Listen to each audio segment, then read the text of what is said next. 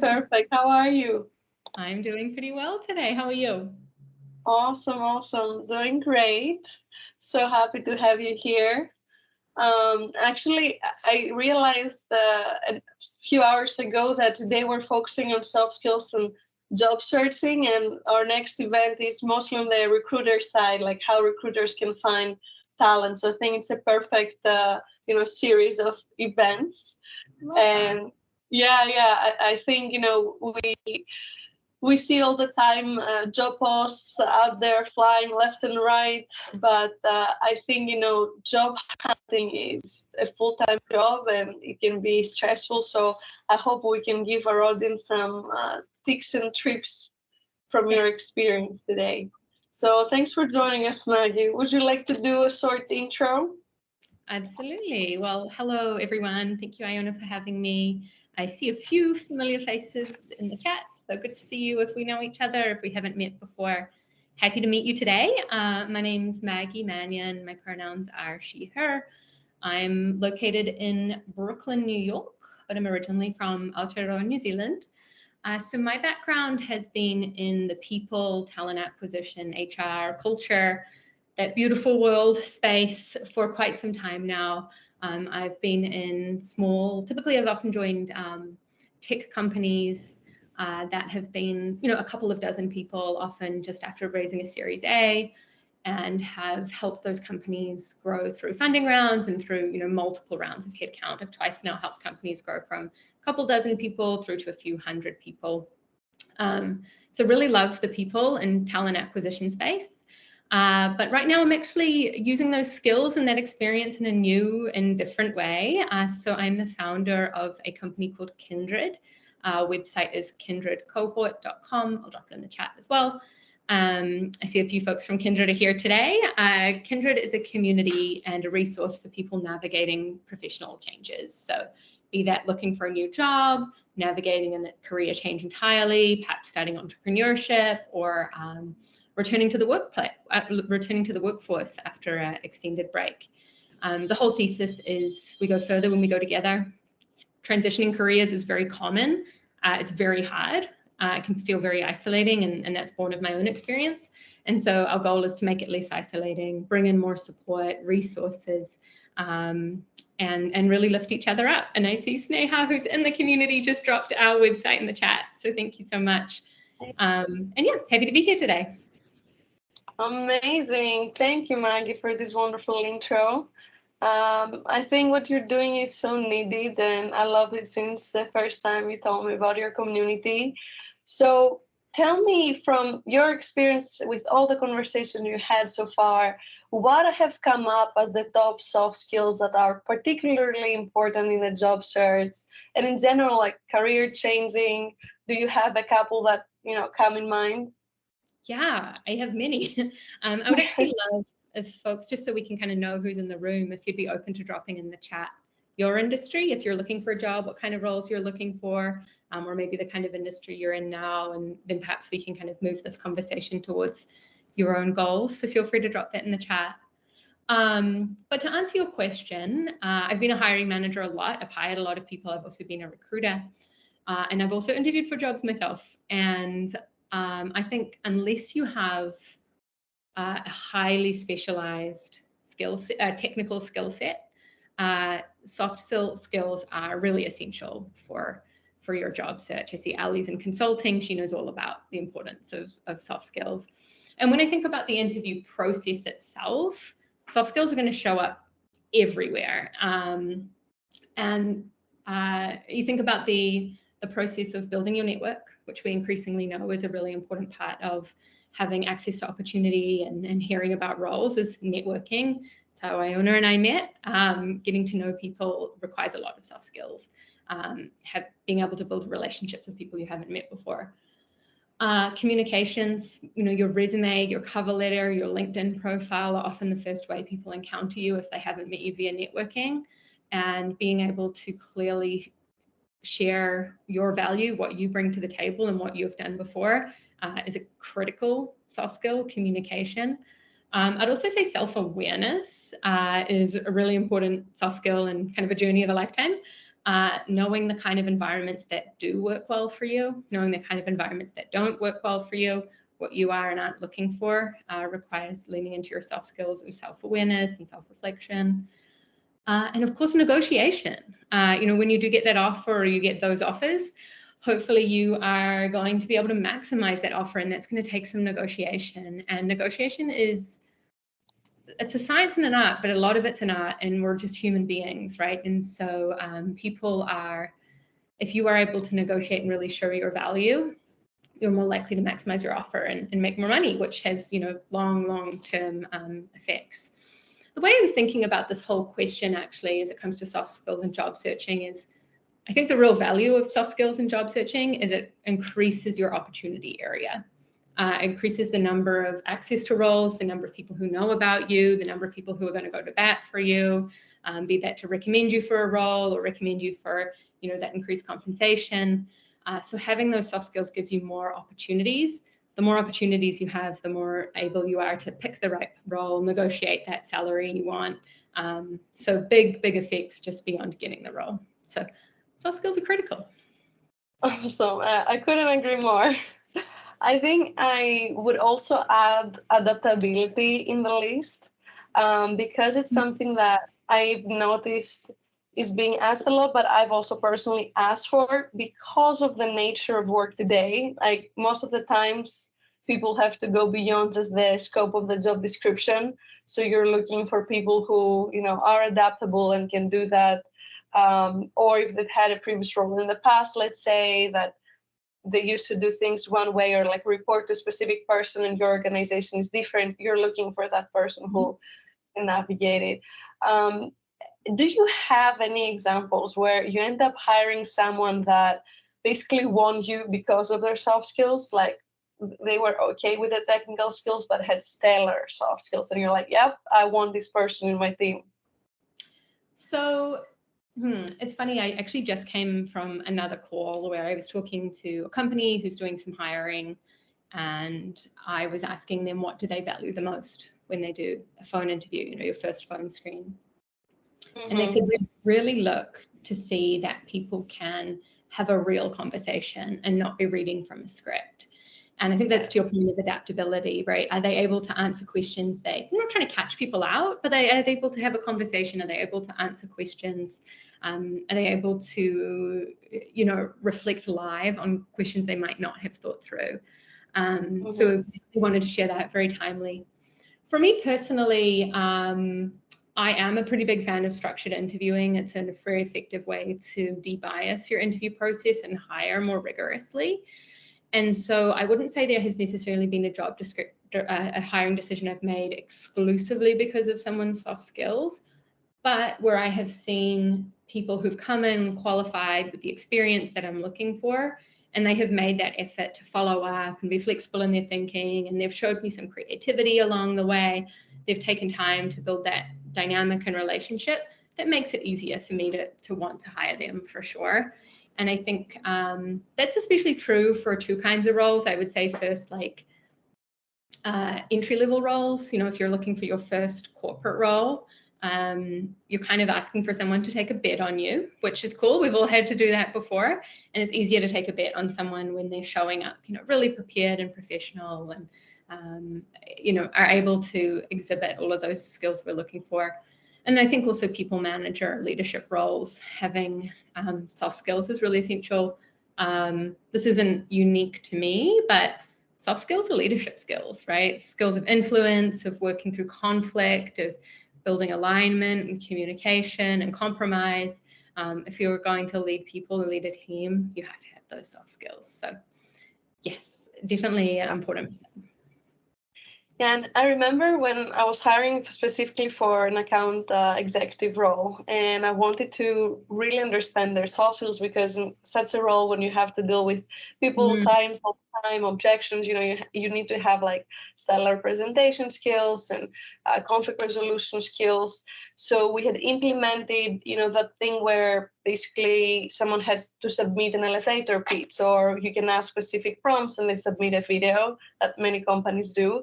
And I think that was super eye-opening, because a lot of the times, I would see resumes and say, yep, we should move them forward, but then their video told me otherwise.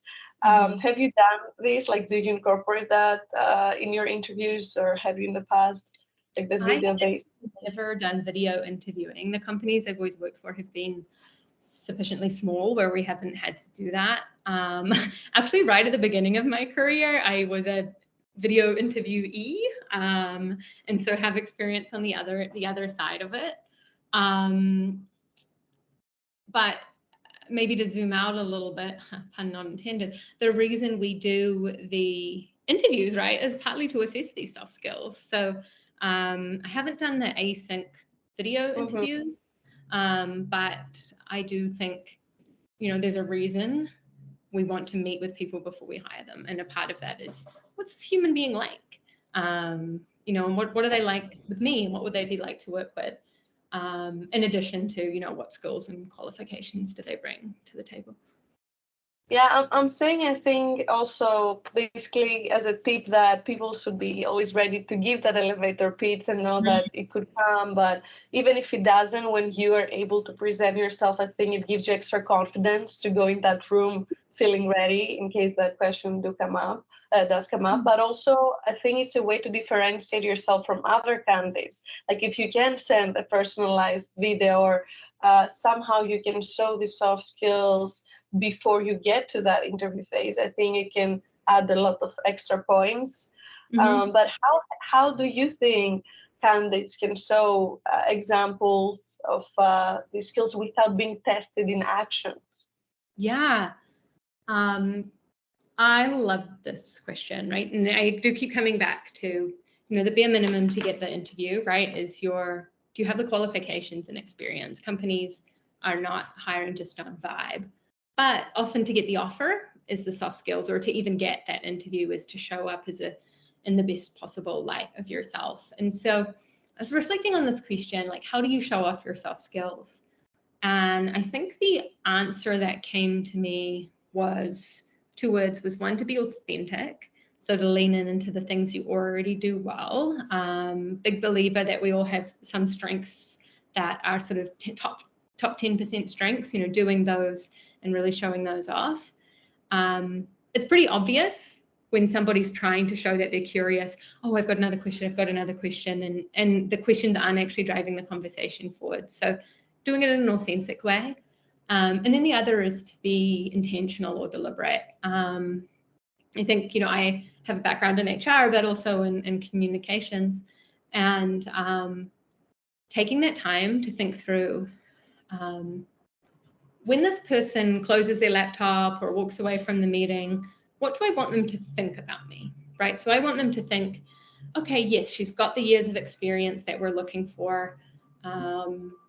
She also seems really organized. She asks great questions, and I feel energized from that conversation. She's really personable.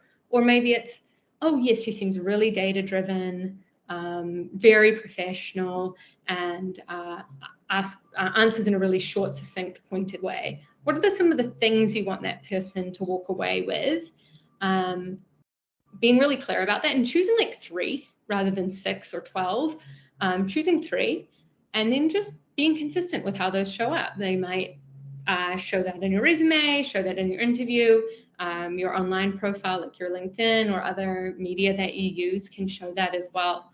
And where I'm talking a lot, but I would also just say on that point, it's a show, don't tell, right? So, if I come to you guys and say, hey, I'm such a funny person, I've got such a great sense of humor, right? Like that's such an odd thing to say. It's show, don't tell. I'm not going to do it because I can't think of anything, but let me crack a few jokes, instead of telling you I'm a great leader, let me say, oh, I'm a great leader, but also I led this cross-functional team of 15 between 2 different time zones to achieve this percentage increase of sales, or whatever it might be, backing it up. So it's in the way you present, and it's the feeling the interviewer gets when they walk away from you. And then it's also being consistent in your materials and showing it rather than telling somebody that you have this particular attribute. I love it, because that happened very recently where I was hiring for a partner role, And I get an email from this candidate where he had created a HubSpot landing page, fully personalized, like to our Mhm. company, why he thinks he's a good fit, and making super personable about himself. Like he had a picture of his family saying, if you're asking about my drive and my motivation, I do this for them. And it was amazing because I feel like I got to meet him over virtual coffee just by reading that landing page. And Yeah, then I had so much to ask him during the interview. So it's also about making it easier, I feel like, as an interviewee for the interviewer to keep that conversation going. Because at the end of the day, we're humans. We are having so many calls during the day. We want to also have a good time during the interview. We don't feel like we're interrogating. So hmm, make it easier, and like putting yourself in the shoes of the recruiter, I think can change the game. Like it's not all them and us. I think, if you go with a different approach of, okay, it's a conversation. I want this person, as you said, to feel good at the end. And also I want to be able to highlight my skills and see if it's a good fit. Because at the end of the day, you don't want to work somewhere you're not a good fit for, because it will create a lot of challenges down the road, right? You want to make sure it's a win-win. and if I can just like continue that thought that you just shared, I think it's such a good one. And actually, I see Ellie's on the line. She and I have chatted a little bit about this. Ellie is a recruiter and master networker as well, has shared some great tips. We're Nice. people, and when we're giving an introduction or having a conversation, we're leaving conversational hooks, right? Not necessarily intentionally, but I think it's a really effective, like for your candidate example, Mm-hmm. this person has taken the effort, which is really above and beyond, taken the effort to create this HubSpot page. So now you go to the conversation. You don't need to worry about, does this person have follow through or work ethic? Let's get into Right. the real meaty questions. What was your thinking design behind putting this page together? Why did you make this decision versus that decision? And I mean, kudos to anyone who's going to create a custom HubSpot page. I realize most of us probably don't have time for that. But as you do an introduction, leave a few conversational hooks, right? So um, for my own example, I shared a little bit about me. Oh, I told you I've twice now scaled companies from a couple dozen people to a few hundred. If you're interviewing me for a people ops role, I've given you something to ask me about. Tell me about that. What was challenging? Why did you do it twice? That sounds really difficult. You're laying these little conversational tracks for people to pick up, and those are really nice ways again to show off your soft skills in a way that is, to bring it back in, show don't tell. You're letting them come to you. Yeah, and I love that Melanie said this is the new mantra now. So don't tell. But it's true, it's true. And actually, I see a trend recently with also resumes changing to more of a conversation. Like it's not your typical stats, boom, boom, boom, that's what I've done. This is my guide. There is a lot of resumes, I see at least, have an introduction that's much more personable. Like, Mm. for instance, I was seeing one earlier for a growth role, and the guy was saying, if I'm not working, you would probably see me trying to a new recipe, or trying to like figure out I don't know, a new movie, something, whatever, I don't remember, but like it's this window that opens up such a discussion of, okay, how how is it going to be if I work with this person? Like we spend so much time, I think, at work, that a conversation like that, even 30 minutes, can make it so much easier to work with someone, because stress will arise, difficult conversations will occur. So knowing these things about someone and having much more of a bond later down the road, I think makes everything easier. And it really doesn't take much. I think, remembering certain things, like not just birthdays, but it could be like, oh, I remember you mentioned like you have a sister, how is she doing? Things like that. Mm. Can, I think, have a huge impact for the relationship of, recruiters, because maybe today I don't have a job position for you, but maybe in a month I do, and you remembering this thing about me makes me want to like talk to you more. It's just, I think, a regular conversation, as we said. So, do you remember any examples where like you got some very intriguing questions as a recruiter that you pondered and you're like, oh, I've never been asked this before? From candidates? Yes. Yeah, I think this is the best interview question I've ever been asked. Um, and the candidate asked me, she was quite a senior candidate. I think she was interviewing for a VP role, and she'd already had an interview with the CEO. We were trying to close her. And then she was meeting with me for kind of a what would it be like to work here kind of conversation. But I think this applies for any interview. And she said, can you tell me about the time somebody made a big mistake and how the company handled it? And I thought Nice. it was an incredible question because as an interviewer, I'm prepared to talk about the core values and how we all just love working together and all of these things that are, true, but we've all heard it before. But that wasn't a question I had thought of. And the reason I smiled as I started answering the question, that day I had made a really big mistake. And so I was able to talk through it. And I think that's a really fabulous way of testing. She was testing my soft skills, but she was also testing sort of the emotional maturity of the company.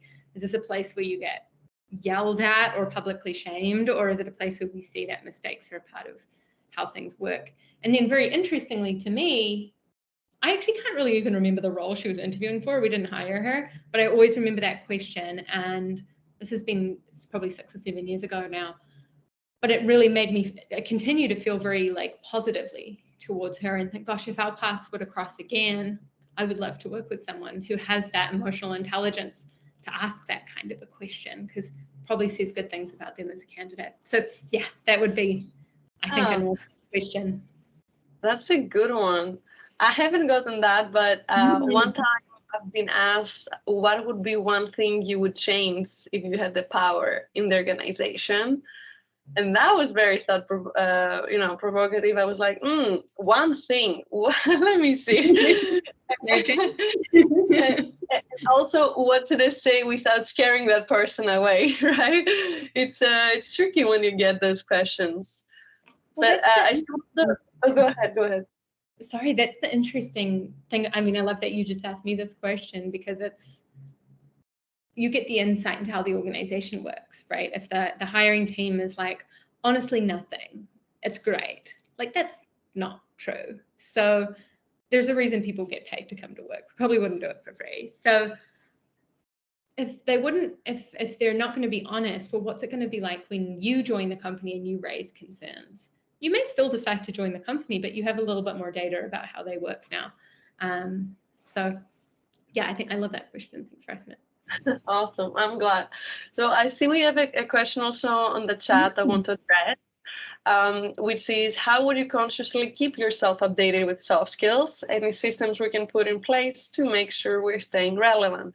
And of course, at this point, I have to talk about Dextago, which is all about that. It's helping you develop the skills you need to succeed based on your role in the industry through micro challenges, which are scenario based challenges powered by our AI coaches. And for instance, if you are in sales, that's like always the example that comes up. A realistic scenario could be that you have a potential prospect that loves what you do but doesn't have enough budget. So how would you handle this? Now, you as a user can record yourself giving an answer, and the AI coaches your facial expressions, your tone, your pitch, some content of what you're saying, giving you personalized feedback on how to amplify your soft skills. And in reality, the whole concept is to get challenged every day, because sometimes you go to work and there's no challenge, which means you're not getting out of your comfort zone, which means you're not growing. So by engineering a small challenge on a daily basis, now you're are able to amplify your soft skills over time exponentially. And that's something that I also try a lot to do with my colleagues, is to tell them constantly, like, get out of your comfort zone, or you can do more, or we all can do better. And I know it's a tough job to do, especially if you work in the people side, but it's truly the only way we grow, is by pushing each other. And it's a balance between, pushing, but also having a support network. I think when one of these two is broken, or more or less than the other, that's when there's no good culture. But tell me, what do you think, Maggie? Yeah, I mean, I think Sneha, you said intentionally, consciously keep up soft skills, which is so cool because Yeah. Iona, you're the expert on soft skills, not me, but I suspect most of us are not necessarily born with these, right? Like none of us are born communicating. We have to learn how to communicate. And so we learn these soft skills over time and through our lived experiences. Things that I think are really, definitely check out Text2Go. I'm glad you gave that plug. I was going to if you didn't. But I think like just self-reflection is really important. You know, why did this meeting go badly? You know, and maybe I could have been more prepared, or maybe I could have asked better questions or whatever. Or why did this presentation or negotiation go really well? Well, it's because I was very present and I asked questions and I built a relationship before, really taking time to do those retros on your life experiences in a way that's non-judgmental. I think we have all probably had that experience where we've had something go a bit sideways and we feel a bit bad about it. I don't know about you all, but I know I've interviewed for jobs, bombed the interview, feels very bad. But then the next time I interview, okay, well now I know not to do that, or now I know to emphasize this instead. So I think that taking those reflections, asking people, and then another point of reflection is, what do people ask you for your help on? What comes effortlessly to you that seems to be hard for other people, and really leaning in and maximizing those strengths, I think is really important. But I think, Sneha, to your good point, just keeping it conscious. I know I'm inspired when I go for my evening walk today. I'm going to be thinking about which soft skills I put into use and which I can practice. Awesome. And we got two more. Let's see. From a recruiter standpoint, would you say that the focus on candidates now goes beyond how they will perform in the position? Ooh. To me, it depends also on the company state, right? Like every company is different depending on their priorities. And startups, for instance, are focused on growth. Bigger companies might look for other things. But I would say, like, your typical recruiter, doesn't just hire you because you can do the job done, but because you'll add value, because you can mentor others. Like they can see a growth path in the organization. Like they can see you as someone reliable that will care about the organization, that they will give ideas, that you like as a third person coming in, like you can improve processes that don't work. I think there's a lot more than if you will perform, but I would say that weighs more. Like the first thing they see is, can they hit their KPIs? I think that what can you contribute to our company's goals is number one. However, there are going to be a lot of people who can contribute to the company's goals. So it's the way that you do it and the way that you bring your particular flair, I think, is important to be thoughtful about. From my experience, I've been in people operations, HR leadership for a couple of different startups. And through that, I've had chances to work with CEOs quite closely. And the things that CEOs worry about, different for every company, but are probably looking like revenue, fundraising, and then the people in the team. And so the distraction and pain that it causes to hire somebody who is not contributing in a positive way to the culture, and I'm careful to say that as opposed to just looking like everyone else, but when you hire someone who is a bully or doesn't take feedback or just like doesn't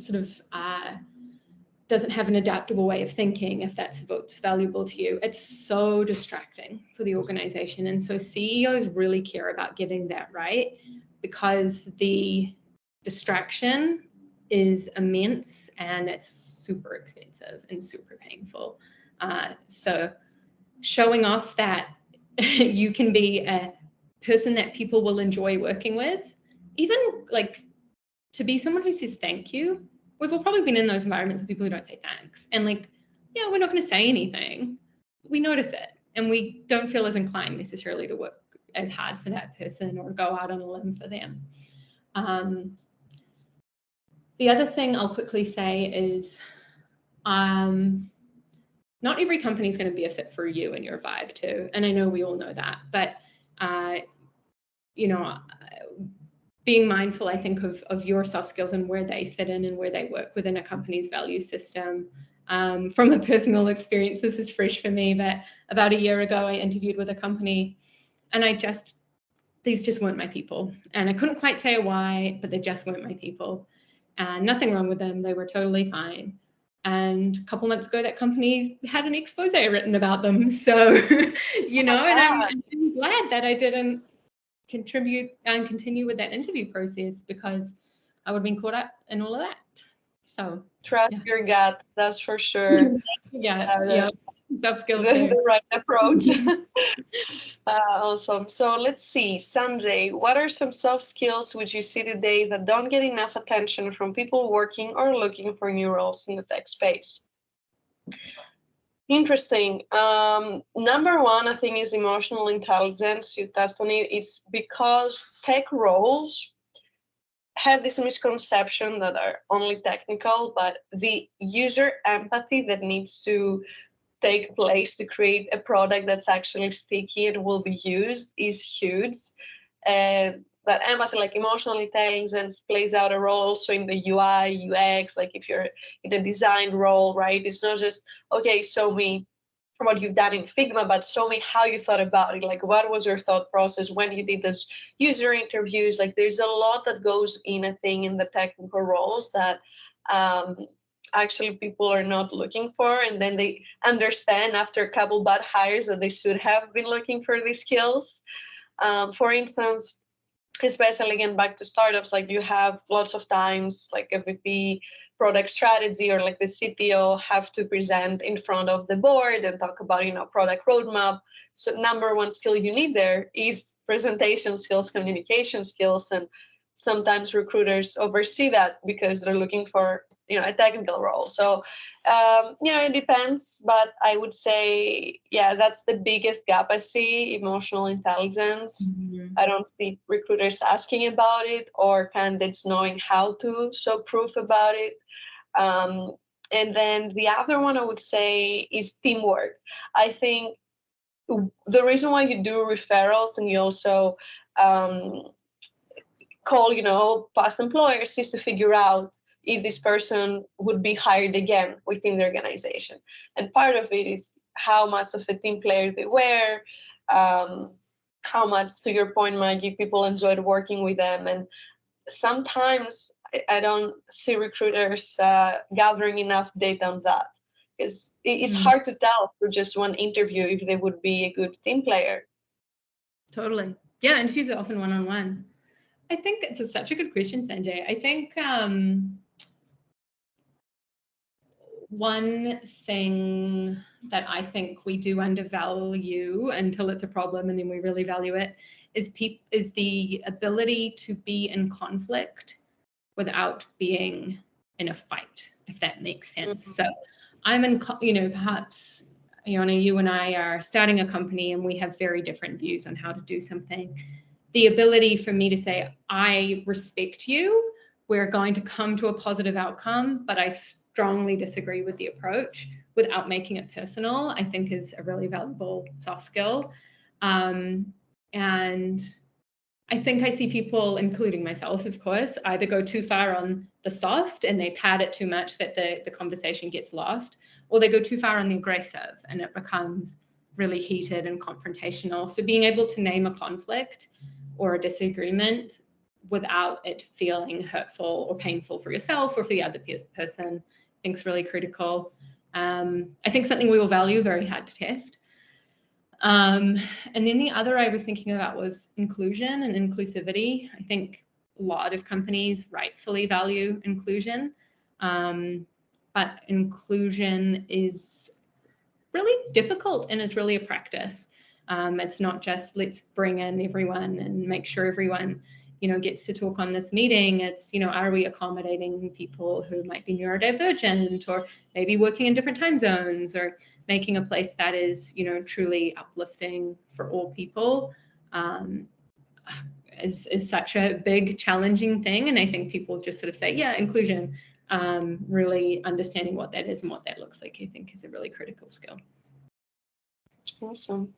So, our focus today's job search. So your community includes a lot of people who are looking for a new role. So what are some common questions that they have that maybe we can see Hmm. if other people have them? Let's think.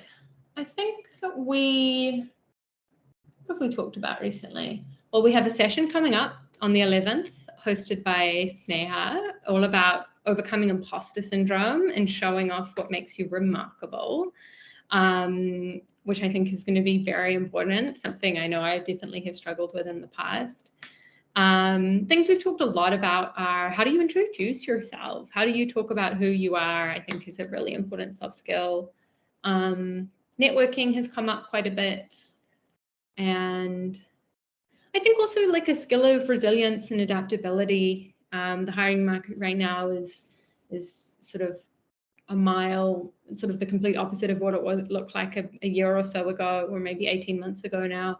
And so, having that soft skill of adapting to different needs is something we talk about a bit. And it's kind of the mission of the community too, is, if you're going through the job search process, which can feel very challenging, you're not in it alone. And thank you, Sneha. Yes, we do asks and offers, which we meet every now and then. Maybe we meet once a week, and about once a month we'll do an ask and offer session where we'll trade something that we could use some help on, and then provide some feedback from around the community. So recently when we did it, the person in my group was talking about, hey, how do you keep momentum up? How do you kind of get out of that slump? How do you keep momentum up? And people around the community are able to share their own perspective on how they have found building momentum to be really helpful. Wow, yeah, that's awesome. I think it's a huge topic, like the imposter syndrome, also in startups overall, in between the founder community. And I think it's, easier said than done. Always people say, fake it till you make it and everything's gonna be fine. No one knows what goes in your head, but at the end of the day, like if you don't believe in yourself, people can tell, you just come off less confident. So I think it's a super important topic to discuss, especially for women too, that tend to like put, I think, down themselves more than men in general, which big overgeneralization, but I think that's the case. And to me, what's interesting is, like I always say, the best way to overcome it is to prove to yourself that you can do things, and check the to-do list and like your dream list. But when it comes to the job hunt, it can be so much more out of your control. Like it can feel like I'll put myself out there, I'm vulnerable, but then I don't hear back, or I'm being ghosted by a recruiter. So it's much more challenging to prove to yourself that you got it, unless you get that validation. So I think, a couple things are just trying to find this from somewhere else, like disassociating yourself a little bit from the fact that your main goal in life is to find a job, although it's hard. Like I think it's important to understand that you're so much more beyond an employee, right? And like get that satisfaction elsewhere. But of course, as long as you're doing your best to get yourself in front of recruiters and build communities like yours, I think you need to tell yourself, like, okay, I'm doing what I can, and I need to trust to the universe that it will pay off. Yeah, I mean, that's a huge part of resilience, is knowing what you can control and knowing what you can't. And I feel like I talk about this all the time, so forgive me if you've heard it already, but a few things that resilient people do are just recognizing that life's hard and it's not necessarily their fault. We all get dealt blows from time to time. Recognizing what we can control and what we can't are two different things, and really putting our attention on what we can control. I can't control that I've been laid off, but I can control that I'm going to still get 8 hours sleep, and I'm going to get some fresh air every day. And once I've had a good meal, then I'm going to start thinking about applying for jobs. And then on that note, the other thing that they do is they think about behaviors that help or behaviors that hurt. And human beings, including myself, we are suckers for pain. I got laid off a little while ago. I don't know why, but I will still occasionally look at my company's careers page. Why? There's no value in that.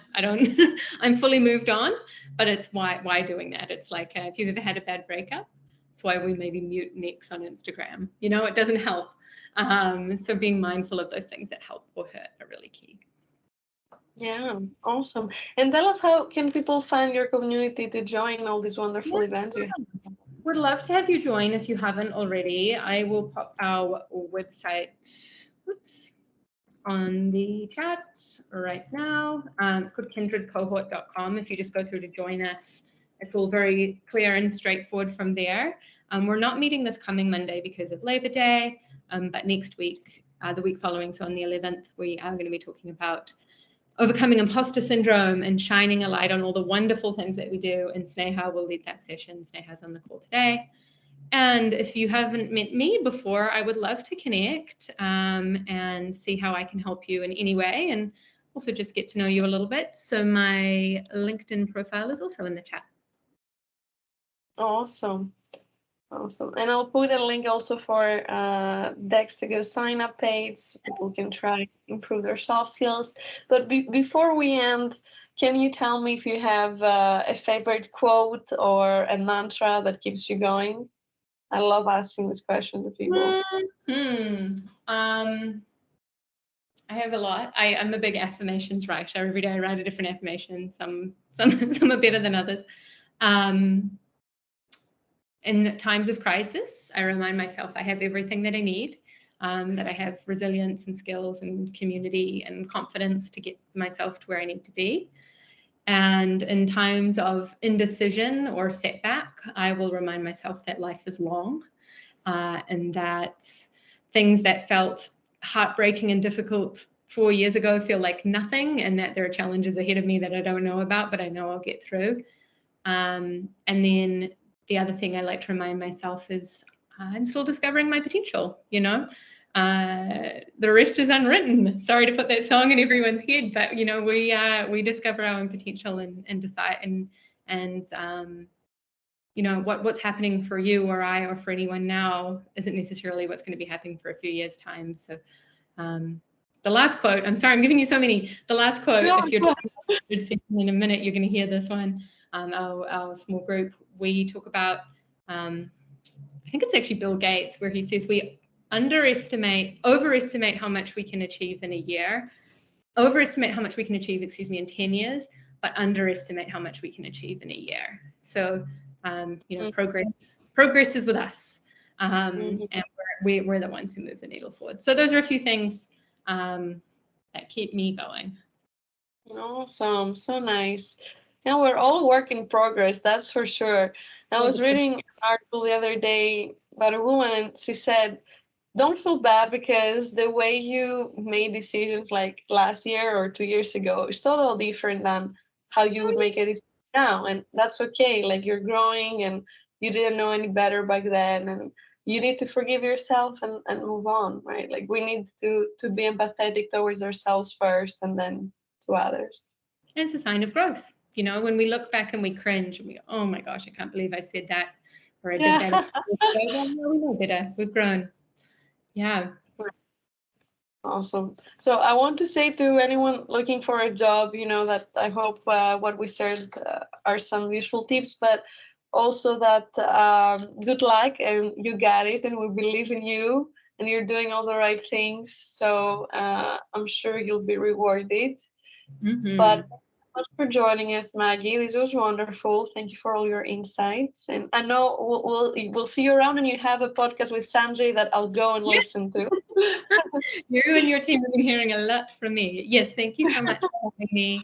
Thanks to everyone who joined. If we haven't met yet, please send me a LinkedIn connection request. I'd love to get to know you. But yeah, let's go have a wonderful rest of the week. Thanks so much.